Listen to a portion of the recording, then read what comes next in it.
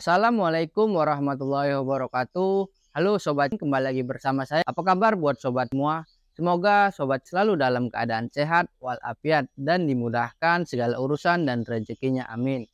Buat sobat yang baru saja melihat channel ini, bisa langsung di subscribe dan nyalakan loncengnya agar tidak ketinggalan video-video menarik selanjutnya. Pada kesempatan kali ini, saya akan membahas tentang pupuk organik cair, di mana pupuk organik cair ini pupuk super lengkap, dan bahan-bahan yang kita gunakan di sini kita hanya memanfaatkan bahan-bahan yang ada di sekitar kita.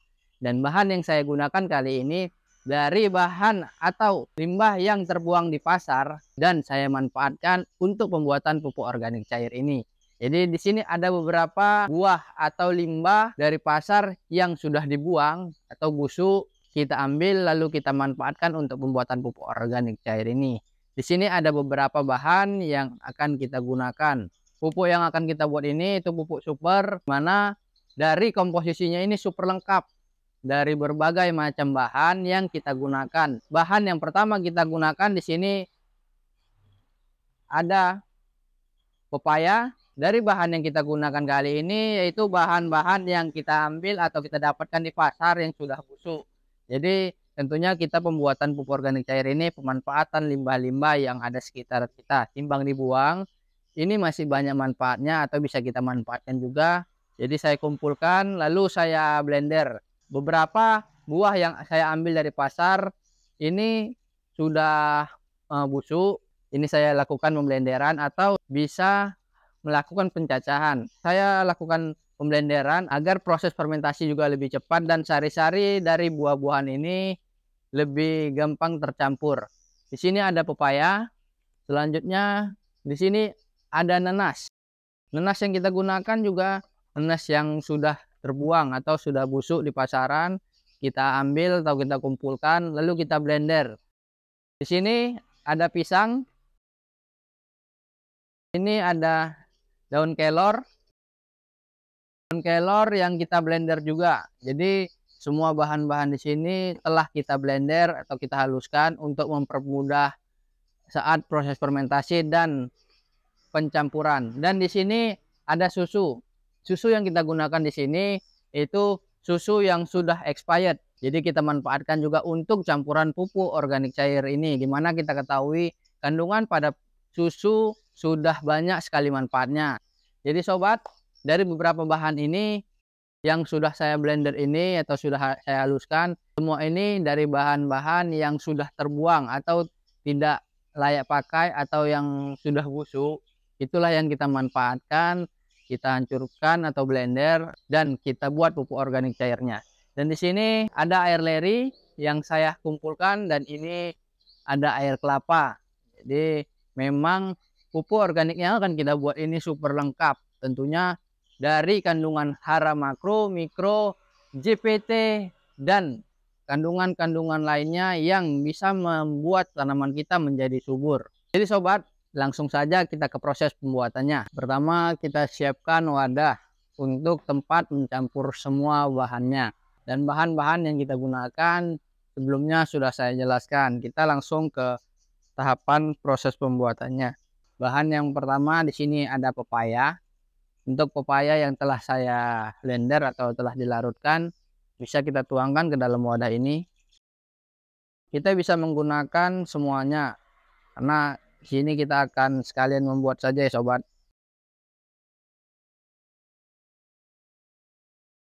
Selanjutnya di sini ada nanas. Nanas yang kita gunakan juga di dalam wadah 1 liter. Ini telah kita hancurkan juga. Kita masukkan ke dalam wadah. Selanjutnya di sini kita menggunakan pisang. Pisang di sini juga sudah saya blender atau sudah haluskan.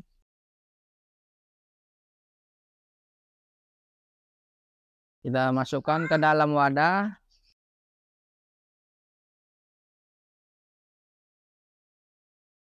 Lalu bahan selanjutnya di sini kita ada kelor. Kelor juga sudah kita haluskan sekitar 1 liter. Kita masukkan ke dalam wadah.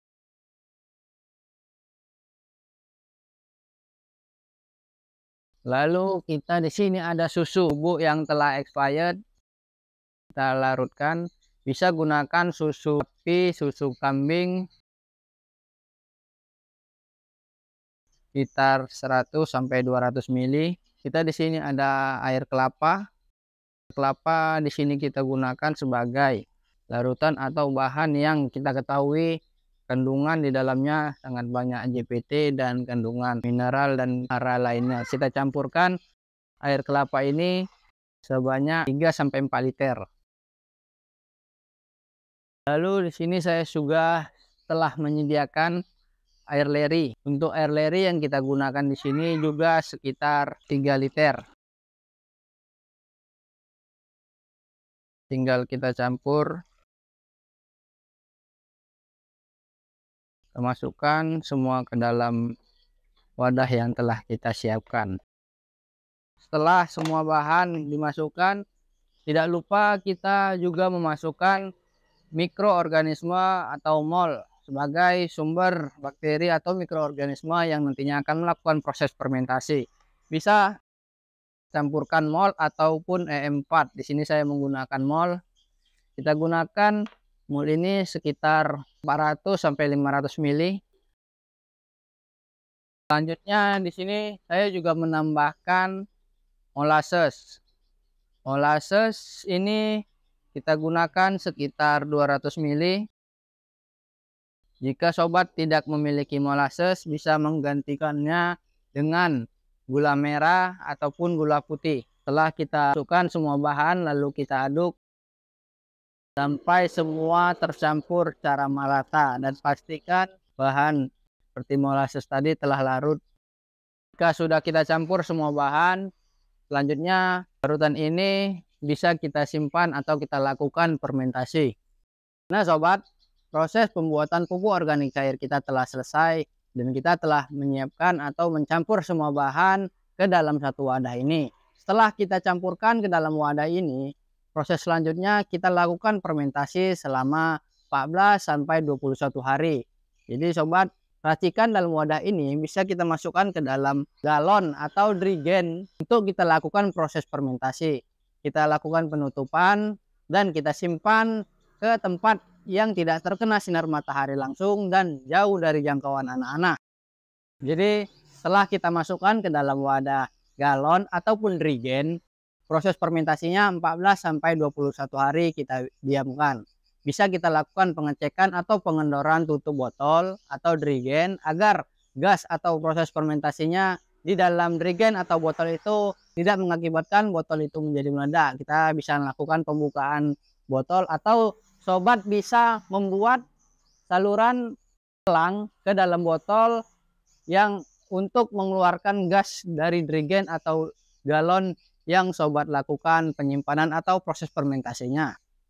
Jadi setelah 21 hari dan kita lihat bahan yang telah kita fermentasikan tadi sudah hancur atau sudah matang, bisa kita aplikasikan langsung ke tanaman. Nah sobat, untuk pemberian atau aplikasi pupuk organik cair yang super lengkap ini, kita bisa mengaplikasikan pupuk organik cair ini pada waktu pagi hari dan sore hari.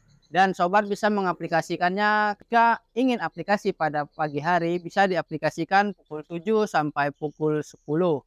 Dan jika sobat ingin mengaplikasikan pupuk organik cair ini pada sore hari, bisa sobat lakukan pada pukul 3 sampai pukul 6. Jadi untuk aplikasinya sobat bisa memperhatikan waktu pagi atau sore. Dan untuk dosis pengaplikasian pupuk organik cair ini dan untuk cara pengaplikasian pupuk organik cair ini sobat bisa lakukan dengan dua cara, yaitu penyemprotan atau sprayer dan dengan pengocoran atau penyiraman. Untuk dosis pengaplikasian pupuk organik cair ini bisa sobat lakukan jika sobat ingin melakukan penyemprotan atau sprayer.